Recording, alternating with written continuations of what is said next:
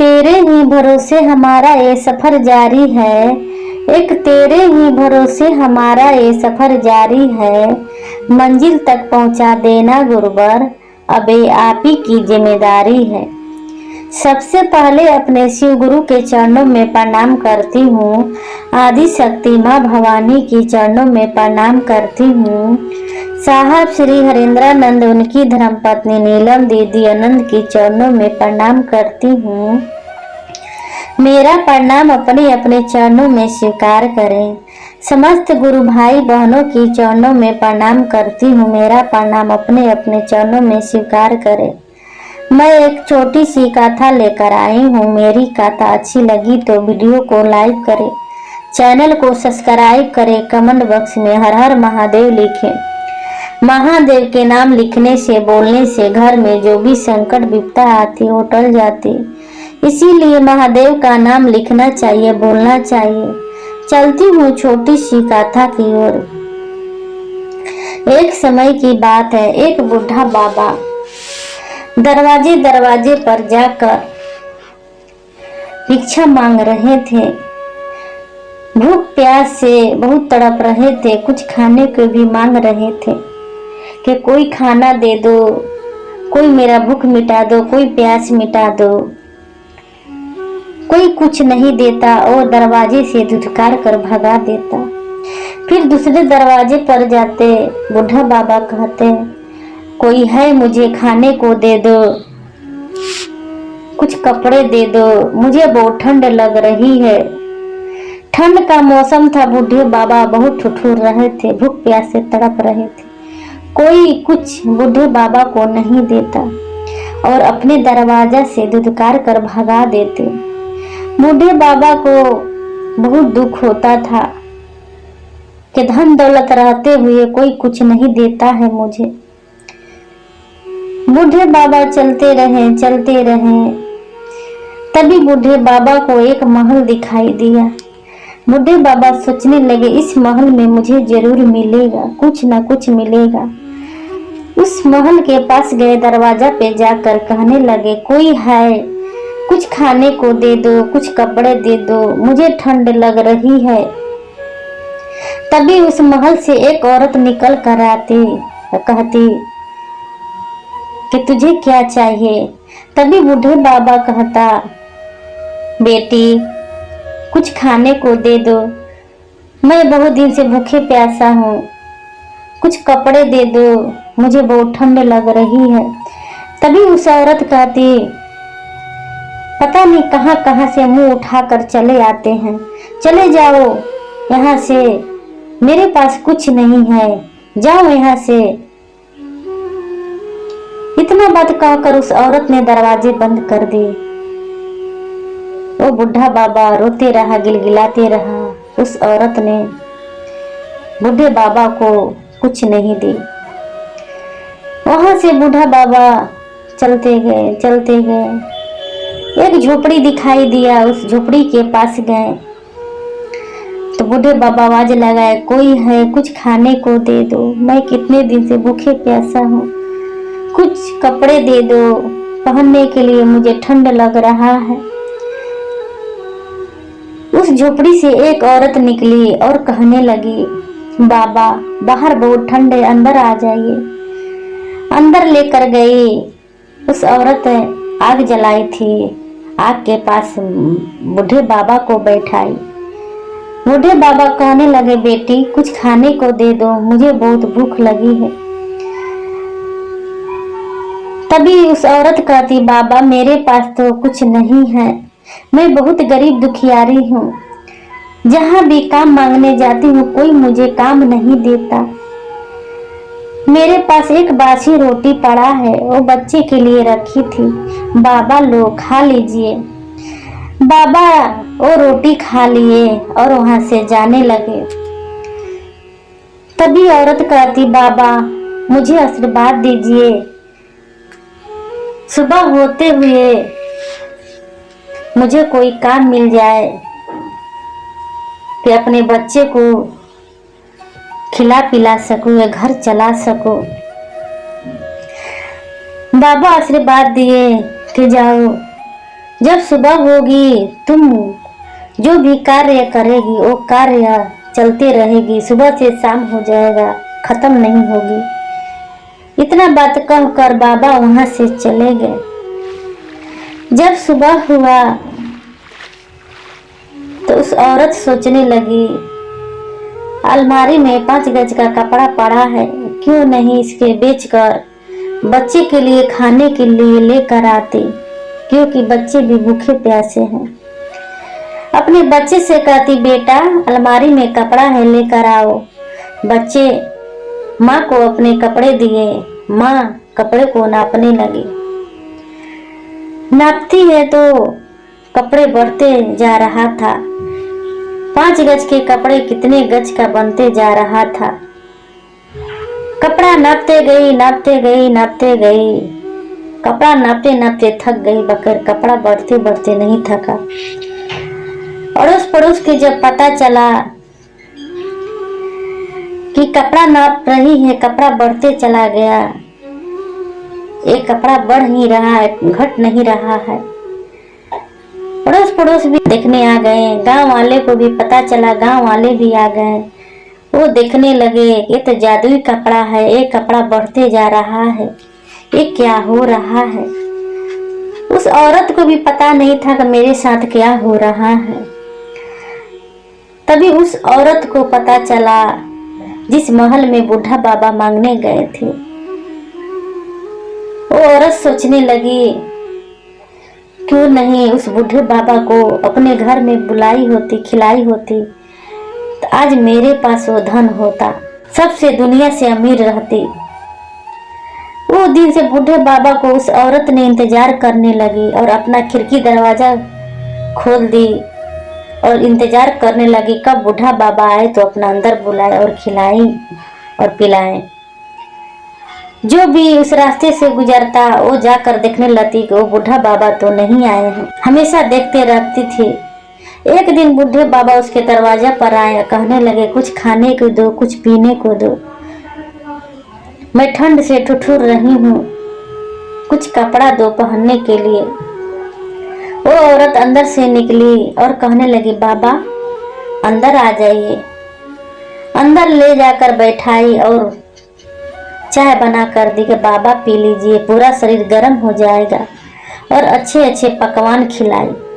जब बाबा खा लिए वहां से जाने लगे, तभी उस औरत कहती, बाबा मुझे आशीर्वाद दीजिए कि जब सुबह होगी तो मुझे कोई काम मिल जाए। तभी बूढ़ा बाबा कहता, बेटी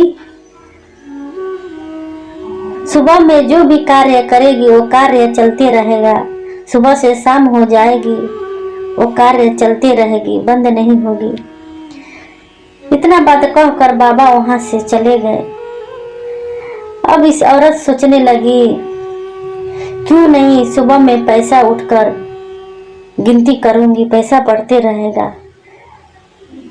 यही मन में सोच रही थी। उस पैसे रखने के लिए बहुत बड़ा थैला बनाने लगी।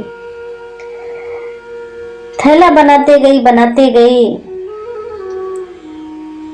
कब रात बीत गई उसको पता नहीं चला, सुबह हो गया। वो थैला बनाते रही, वो थैला बनाते गई, उसका कैंची रुक ही नहीं रहा था। कपड़ा काटते गई, थैला बनाते गई, बेड का चादर काट दी, पर्दे काट दी, फ्रिज का कवर काट दी, गद्दे का कवर काट दी। जितने घर में अच्छा कपड़ा था सारा काटते गई। कैंची को रोक रही थी, कैंची रुकने का नाम ही नहीं था। वो सोचने लगी, मेरे साथ क्या हो रहा है। तभी उसका पति आता। पति बहुत अच्छे कपड़ा पहने हुए रहते थे। उसके पति बहुत अच्छे कोट डाले थे, वो कोट को भी काट दी। पति चिल्लाने लगा, तू क्या कर रही है, इतना अच्छी मेरी कोट काट रही है। क्योंकि कैंची रुकने का नाम ही नहीं था। कैंची चलते गई, सारा कपड़ा कट गई। जब गांव वाले को पता लगा, गांव वाले देखने गए तो देख रहे हैं कि सारा कपड़ा काट दी, एक भी कपड़ा अच्छा नहीं है। सुबह से शाम हो गया, कैंची चलते रहा चलते रहा। गांव वाले कहने लगे, तेरे पास इतना धन था, तू लालच का यही फल है। तेरे पास इतना धन था फिर भी लालच की। तेरे पास क्या चीज का कमी था कि तू लालच की। उस औरत को देखकर उस औरत को कपड़ा बढ़ते जा रहा है। उस औरत को देखकर तेरे मन में लालच हो गया। अरे उस औरत का कुछ नहीं था, वो औरत गरीब दुखियारी थी, फिर भी वो बूढ़े बाबा को अंदर में लेकर गई, अपने बच्चे के हिस्सा के एक रोटी खिलाई। वो इतनी गरीब थी, तेरे पास इतना रहते हुए उस बूढ़े बाबा को अंदर नहीं बुलाई, नहीं बैठाई, ना खिलाई। जब तुझे पता चला कि उस बूढ़े बाबा ने उसके घर खाए पिए वही आशीर्वाद दिए, तो उसके घर में बढ़ंती हुआ वही काम तू की। तभी वहां पर वही बूढ़े बाबा आ गए और बूढ़े बाबा को पैर पकड़ ली और कहने लगे, बाबा मुझे क्षमा कर दो, मैं अज्ञानी थी, मैं धन में आकर अंधी हो गई थी, मेरा कैंची को रोक दीजिए। बूढ़े बाबा कैंची को रोक दिए और कहने लगे, देखो तेरे पास इतना धन दौलत था, मैं आया था, तूने अपने दरवाजा से दुदकार कर भगा दिए। तेरे पास धन दौलत रहते हुए तेरे अंदर दया भाव नहीं आया कि ये बूढ़ा बाबा आया है, इसको खिला दो पिला दो, कुछ कपड़े दे दो। इस धन में से अगर कुछ दे देती तो तेरा कम नहीं होता और बढ़ंती होता। दान पुण्य करने से बेटी धन बढ़ता है, घर में सुख शांति आता है, जो भी कष्ट विपत आता है वो भी कट जाता है। बेटी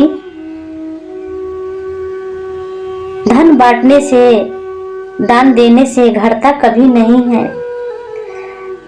उस औरत बाबा के चरणों में गिरकर पैर पर रोने लगी, गिलगिलाने लगी, मुझे क्षमा कर दो बाबा, मैं आज के बाद जो भी दरवाजे पर आएंगे मैं दान करूंगी, पुण्य करूंगी और खिलाऊंगी और पिलाऊंगी, बाबा ऐसे कभी नहीं करूंगी। बाबा ने उस बेटी को, उस औरत को क्षमा कर दिए। सारे गांव वाला इकट्ठे थे। वहीं पर बूढ़ा बाबा कहते, देखो अगर भगवान तू लोग को दिए हैं तो जरूरतमंदों को पूरा करो। देने से, किसी को खिलाने से, पेट भरने से कमी नहीं होता है। मेरे महादेव तो शुद्ध ब्याज जोड़ कर वापस लौटाते हैं। जो दान पुण्य करता है भूखे को खिलाता है। तभी गांव वाले बूढ़े बाबा को जयकारा लगाए। उस दिन से गांव वाले भी कोई भी दरवाजा पर आता खाली नहीं लौटाते, कुछ ना कुछ देकर लौट भेजते और इज्जत भाव करते। वो औरत गरीब थी, वो कपड़ा बेचकर बहुत अमीर हो गई थी, बहुत पैसा वाला हो गई थी। अपने बच्चे को अच्छे स्कूल में पढ़ाई लिखाई और अच्छे घर बनाई। देखिए सबको उस औरत जैसा होना चाहिए। जैसी औरत को कुछ भी नहीं था, वो औरत के पास कुछ भी नहीं था, फिर भी अपने अंदर बूढ़े बाबा को बुलाई, खिलाई, इज्जत भाव की। देखिए एक रोटी खिलाने के बदले में वो बूढ़ा बाबा कितना धन देकर चले गए। बताइए एक रोटी खिलाने में इतना सारा धन मिल गया। अगर हम आप खुले दिल से दान पुण्य करेंगे तो मेरे महादेव कितना देंगे, आप सोच भी नहीं सकते कि मेरा महादेव कितना देंगे। पानी उसी को अच्छा लगता है जिसे प्यास हो, पानी उसी को अच्छा लगता है जिसे प्यास हो। महादेव उसी की सुनते हैं जिन्हें उन पर अटूट विश्वास हो। देखिए मेरे महादेव पर विश्वास कीजिए, सबसे बड़ा विश्वास होता है, सबसे बड़ा विश्वास होता है। मेरे महादेव पर विश्वास रखिए, मेरा महादेव तो चल कर आकर धन देकर चले जाते हैं, दया करके चले जाते हैं। हम आप समझ नहीं पाते, देख नहीं पाते। मेरे महादेव सब पर दया करते हैं। वो साधु बाबा और कोई नहीं थे, मेरे साक्षात मेरे महादेव थे। वो तो परीक्षा ले रहे थे। इसीलिए किस भेष में कोई भी आए उसे न लौटाए, उसे कुछ न कुछ देकर अपने दरवाजा से खुश करके भेजे। न जाने किस भेष में आकर काम मेरा कर जाते। जब भी मांगू मेरे महादेव चुपके से दे जाते। मेरे महादेव कब कैसे कहाँ आकर धन देकर चले जाते हैं, हम आप जान भी नहीं पाते। तो आइए भगवान शिव को अपना गुरु बनाए, अपना जीवन धन्य बनाए, अपना जीवन सफल बनाए। मेरे महादेव भव से पार लगा देंगे। मेरे महादेव जैसे, मेरे शिव जैसे धरती पर कोई गुरु नहीं है। आइए भगवान शिव को अपना गुरु बनाए, महादेव के चरणों में लगे रहे और जगे रहे। आइए भगवान शिव को अपना गुरु बनाए। मैं अपनी कथा ऐसे समाप्त करती हूँ। मेरी कथा अच्छी लगी तो वीडियो को लाइक करें, चैनल को सब्सक्राइब करें। फिर मिलूंगी अगले वीडियो में। नमः शिवाय, नमः शिवाय, नमः शिवाय।